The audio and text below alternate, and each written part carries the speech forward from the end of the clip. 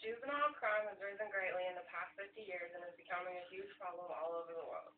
Juvenile delinquency refers to criminal acts performed by juveniles and children between the ages of 7 and 16. These delinquents are usually children who have been exposed to violence in their immediate social environment, either as an observer or a victim. They are almost always found in need of supervision, treatment, confinement by a hearing in family court. There are several theories and risk factors that may be the cause or at least contributing factors in why these children choose to become delinquent. There are also several preventative measures and or actions that should be taken either before the child engages in delinquent activities or when they begin to show signs of delinquency. The several theories behind juvenile delinquency include the rational choice theory, social disorganization theory, strain theory, subcultural theory, differential theory, labeling theory, and social control theory. The rational choice theory means that offenders are motivated by rational self-interest and importance of free will. It states that people examine the pros and cons of committing the crime and offend when the pros outweigh the cons. According to James Q. Wilson, the conscience and self-control must be taken into account, and these attributes are formed by parental and social conditioning. He also says that a young person's peers have great influence on the child, and the fact that some youth may not have a good enough ability to foresee consequences of their actions. The social disorganization theory states that crime is the result of a breakdown of the traditional values and norms of each culture. The strain theory says that crime is caused by the difficulty people in poverty have in achieving socially accepted goals by legitimate means. People with poor educational attainment have difficulty achieving wealth and status by securing employment. They are more likely to use criminal ways to achieve these goals. This theory, however, fails to mention why children of low-income families have poor educational attainment in the first place. The subcultural theory is when there is an inability in children to attain the socially accepted status and goals. This leads to groups of young people forming deviant or delinquent subcultures where they have their own set of values and norms. In these groups, delinquent behavior may actually be valued and increase the child's status. The differential theory looks at how peer pressure and the existence of gangs could lead the child into crime. It suggests that children are motivated by delinquent peers and learn criminal skills from them.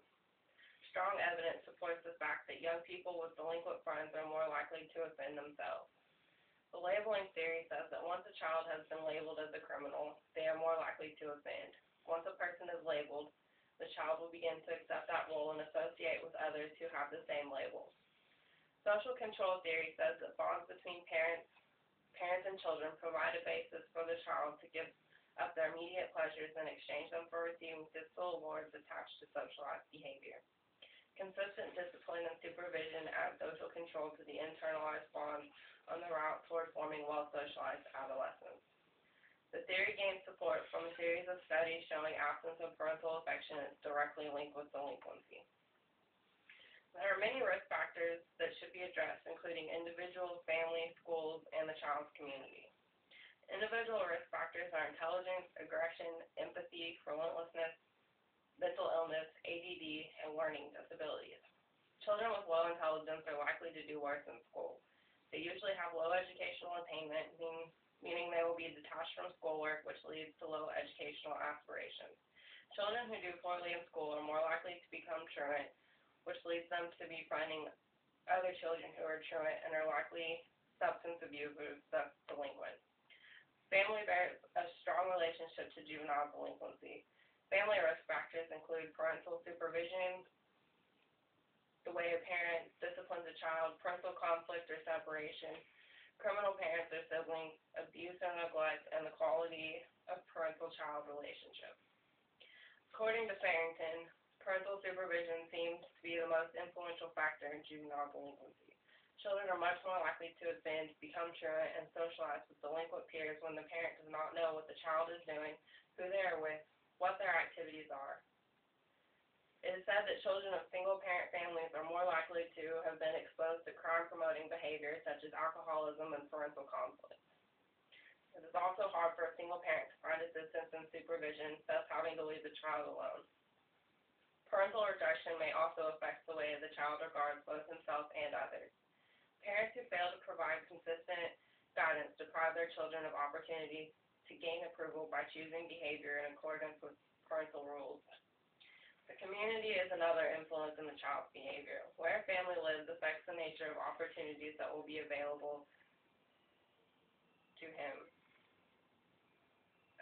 The lack of socially acceptable opportunities leads to frustration and a search for alternative means of success. Neighbors influence children's behavior by providing the values that lead them to perceive how to act. Communities in which criminal activity is common tend to establish criminal behavior as acceptable. The media is also influential in a child's life. By the time a child has reached 7th grade, he or she has witnessed over 8,000 murders and 100,000 acts of violence on television. Heavy exposure to televised violence and no doubt leads to aggressive behavior, crime, and violence. There are many forms of prevention and facilities that can help a child. Prevention is obviously the best way to go.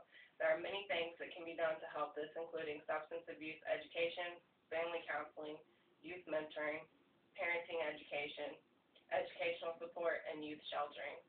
Communication is the best tool to connect with a child. Only through this method will a parent achieve the knowledge of what the child is actually going through.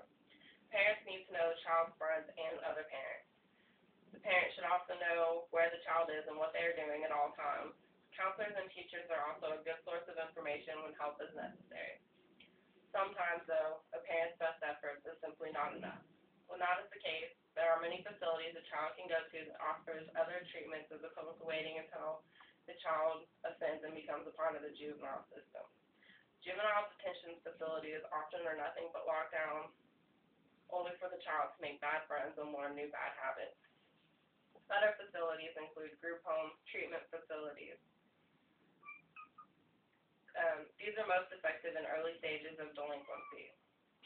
It is a home with a group of either juvenile offenders where they are forced to have therapy in an unstressful environment where there is no fear of being judged.